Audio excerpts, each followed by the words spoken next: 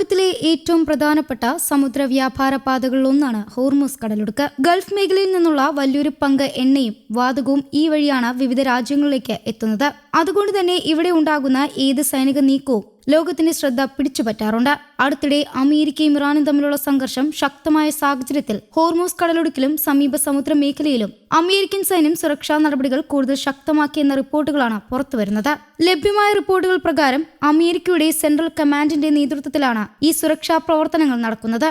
കടൽപാതകളിലൂടെ സഞ്ചരിക്കുന്ന കപ്പലുകൾ കൂടുതൽ കർശനമായി നിരീക്ഷിക്കുകയും സംശയം തോന്നുന്ന സാഹചര്യത്തിൽ പരിശോധന നടത്തുകയും ചെയ്യുന്ന നടപടികളാണ് പ്രധാനമായും സ്വീകരിച്ചിരിക്കുന്നത്.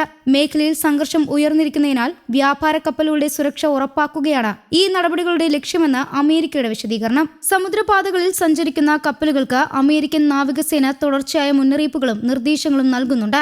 ചില കപ്പലുകളോട് യാത്രയുടെ ദിശ മാറ്റാൻ ആവശ്യപ്പെട്ടതായും റിപ്പോർട്ടുകളുണ്ട്.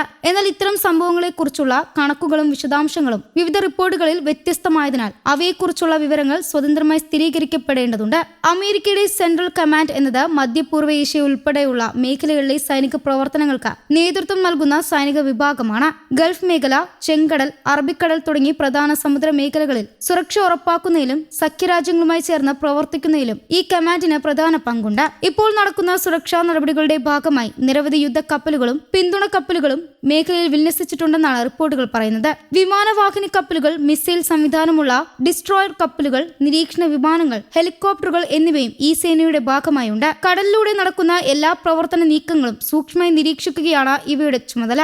സംശയം തോന്നുന്ന കപ്പലുകളെ തടഞ്ഞു നിർത്തി പരിശോധന നടത്തുന്നതും ഇത്തരം പ്രവർത്തനങ്ങളുടെ ഭാഗമാണ്. പ്രത്യേക പരിശീലനം നേടി നാവികസേന ഉദ്യോഗസ്ഥർ അതിവേഗ ബോട്ടുകളിലോ ഹെലികോപ്റ്ററുകളിലോ എത്തി കപ്പലുകളിൽ കയറി പരിശോധന നടത്തും. യാത്രാരേഖകൾ, ചരക്കുകളുടെ വിവരങ്ങൾ, സുരക്ഷാ നടപടികൾ എന്നിവ പരിശോധിച്ച ശേഷമാണ് കപ്പലുകൾക്ക് യാത്ര തുടരാൻ അനുമതി നൽകുന്നത്. ഇത്തരം പരിശോധനകൾക്കായി ആധുനിക സാങ്കേതിക വിദ്യകളും ഉപയോഗിക്കുന്നു. റഡാർ സംവിധാനങ്ങൾ, ഡ്രോണുകൾ, നിരീക്ഷണ ക്യാമറകൾ, ആശയവിനിമയ ഉപകരണങ്ങൾ എന്നിവയുടെ സഹായത്തോടെയാണ് കടൽ മേഖലയെ മുഴുവൻ നിരീക്ഷിക്കുന്നത്. ഇതിലൂടെ സംശയകരമായ നീക്കങ്ങൾ വേഗത്തിൽ കണ്ടെത്താൻ സാധിക്കും. ഹോർമുസ് കടലിടുക്കിന്റെ പ്രാധാന്യം വളരെ വലുതാണ്. ലോകത്തിലെ എണ്ണ കയറ്റുമതിയുടെ വലിയൊരു ഭാഗം ഈ കടൽപാതയിലൂടെയാണ് കടന്നു പോകുന്നത്. ആയതിനാൽ ഇവിടെ ഉണ്ടാകുന്ന ചെറിയ സംഘർഷം പോലും ആഗോള എണ്ണവിലയും അന്താരാഷ്ട്ര വ്യാപാരത്തെയും ബാധിക്കാൻ സാധ്യതയുണ്ട്. അതുകൊണ്ടാണ് ലോകത്തിലെ പല രാജ്യങ്ങളും ഈ മേഖലയെ സംഭവ വികാസങ്ങൾ അടുത്തുനിന്ന് നിരീക്ഷിക്കുന്നത്.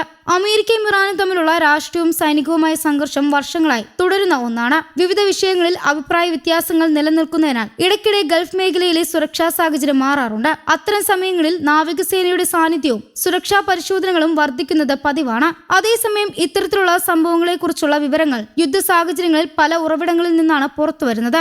ആയതിനാൽ ഒരു പക്ഷത്തിന്റെ അവകാശവാദം മാത്രം അടിസ്ഥാനമാക്കി സംഭവങ്ങൾ വിലയിരുത്താതെ വിവിധ ഔദ്യോഗിക ഉറവിടങ്ങളിൽ നിന്നുള്ള സ്ഥിരീകരണങ്ങളും പരിഗണിക്കേണ്ടതുണ്ടെന്നാണ് പറയപ്പെടുന്നത്. മേഖലയിലെ സ്ഥിതി കൂടുതൽ വഷളാകാതിരിക്കാൻ നയതന്ത്ര ചർച്ചകളും അന്താരാഷ്ട്ര ഇടപെടലുകളും ആവശ്യമാണെന്നാണ് സുരക്ഷാ വിദഗ്ധരുടെ വിലയിരുത്തൽ. കാരണം ഹോർമുസ് കടലിടുക്കിലെ ഏത് വലിയ സംഘർഷവും മധ്യപൂർവ്വ ഏഷ്യയെ മാത്രമല്ല ലോക സമ്പദ് വ്യവസ്ഥയും ബാധിക്കാനുള്ള സാധ്യതയുണ്ട്. ഹോർമുസ് കടലിടുക്കിൽ അമേരിക്ക ശക്തമായ സുരക്ഷാ നടപടികൾ തുടരുന്നു എന്ന റിപ്പോർട്ടുകൾ വീണ്ടും ഈ മേഖലയെ ആഗോള ശ്രദ്ധ കേന്ദ്രമാക്കിയിരിക്കുകയാണ്. ലോക വ്യാപാരത്തിനും എണ്ണ ഗതാഗതത്തിനും നിർണായകമായ ഈ കടൽപാതയിൽ സമാധാനവും സുരക്ഷയും നിലനിർത്തുന്നത് എല്ലാ രാജ്യങ്ങൾക്കും ഒരുപോലെ പ്രധാനമാണ്. വരും ദിവസങ്ങളിൽ അമേരിക്ക, ഇറാൻ, മറ്റ് രാജ്യങ്ങൾ എന്നിവയുടെ നയതന്ത്ര നീക്കങ്ങളും ഔദ്യോഗിക പ്രഖ്യാപനങ്ങളും ഈ മേഖലയിലെ സാഹചര്യം എങ്ങോട്ട് നീങ്ങുമെന്ന് വ്യക്തമാക്കും.